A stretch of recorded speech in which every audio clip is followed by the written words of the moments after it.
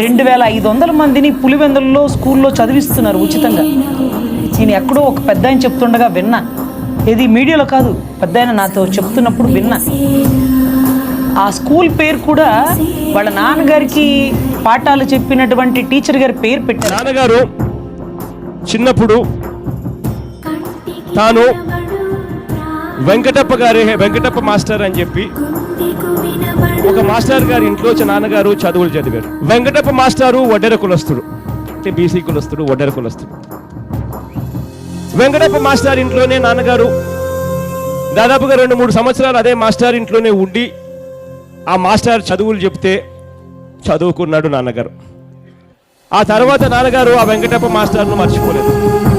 ఇవాళకి 12 సంవత్సరాలు 11 సంవత్సరాలు దాటిపోయింది.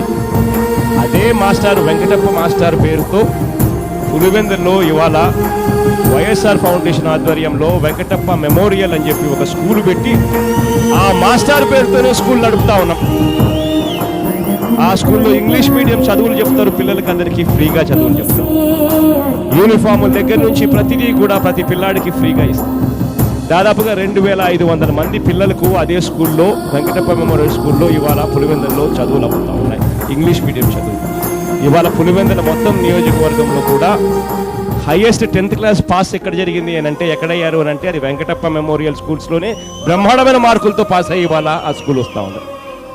ఆ స్కూల్ స్వయంగా నా భార్య చూసుకుంటుందని చెప్పడానికి కూడా నేను గర్వపడతాను.